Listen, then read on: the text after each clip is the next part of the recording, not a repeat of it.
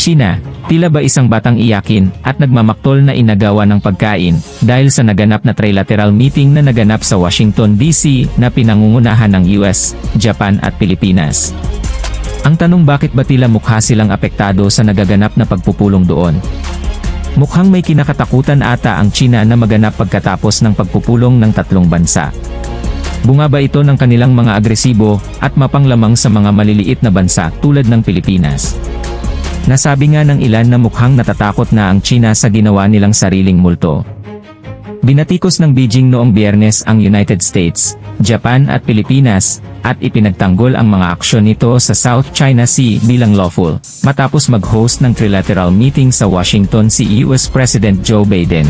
Nangako si Biden noong Huwebes na ipagtatanggol ang Pilipinas mula sa anumang pag-atake sa South China Sea sa White House Summit, na dumating sa gitna ng paulit-ulit na komprontasyon sa pagitan ng mga sasakyang pandagat ng China at Pilipinas, sa pinagtatalunang daluyan ng tubig na nagdulot ng pangamba sa mas malawak na tunggalian.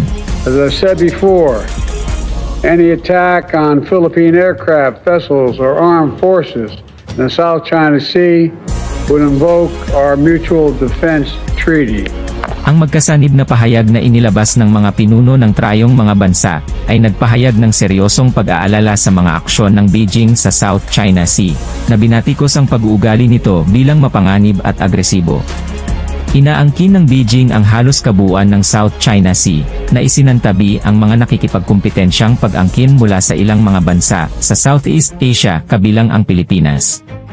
Noong Biyernes, binatikos ng China ang Joint Summit sa Washington, kung saan sinabi ng tagapagsalita ng Foreign Ministry na si Mao Ning na mahigpit na tinututulan ng Beijing ang mga kaugnay na bansa na nagmamanipula ng bloc politics, and firmly opposes any behavior that provokes or lays plans for opposition, and hurts other countries' strategic security and interests. Sinabi ni Mao Ning na mahigpit nilang tinututulan ang pagsali sa mga saradong pangkat na hindi kasama ang ibang mga bansa sa rehiyon, sa isang regular na press conference. Siyempre ang Japan at Pilipinas ay maaaring bumuo ng normal na relasyon sa ibang mga bansa, ngunit hindi sila dapat mag-imbita ng paksyonal na pagsalungat sa rehiyon, lalo na ang pakikipagtulungan sa trilateral na kooperasyon sa halaga ng pananakit sa interes ng ibang bansa. Anya, ang mga aksyon ng China sa East China Sea at South China Sea ay angkop at ayon sa batas, at walang kapintasan, dagdag ni Mao. Noong Huwebes, sinabi ni Biden kay Pangulong Ferdinand Marcos Jr. at sa punong ministro ng Japan na si Fumio Kishida na ang mga pangako ng pagtatanggol ng Estados Unidos sa Japan at sa Pilipinas ay ironclad. I want to be clear.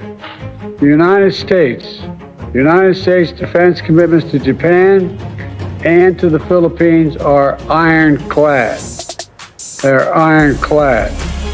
Sa kanilang pagkikita, sinabi ng mga leader ng US, Japan at Pilipinas na ang pulong ay isang makasaysayan. Without mentioning China, sinabi nila ang kanilang alyansa ay pundasyon ng kapayapaan at demokrasya sa rehiyon ng Asia-Pacific. Sinabi ni Pangulong Marcos, they shared an unwavering commitment to the rules-based international order. Sinabi ni Kishida na ang multi-layered cooperation ay mahalaga at ang pagpupulong ngayon ay gagawa ng kasaysayan. Ang Joint Summit ay dumating isang araw matapos mag-host si Biden ng isang marangyang state visit para kay Kishida ng Japan, kung saan inihayag niya ang isang makasaysayang pag-upgrade sa mga relasyon sa depensa na naglalayong kontrahin ang mga hakbang ng China sa rehiyon.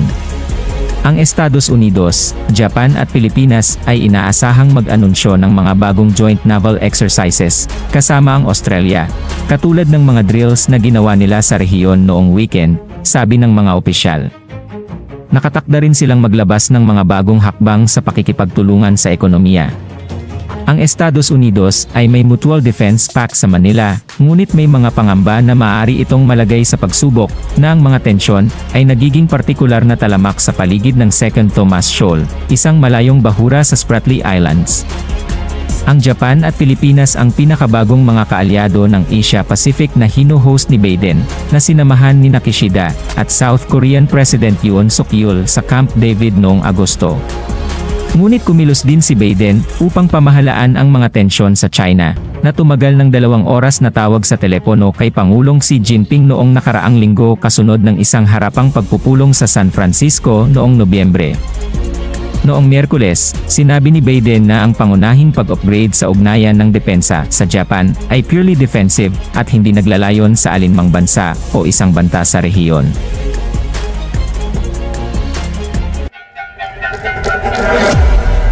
Para laging kang update sa bagong mga videos, please subscribe, like and hit the notification bell.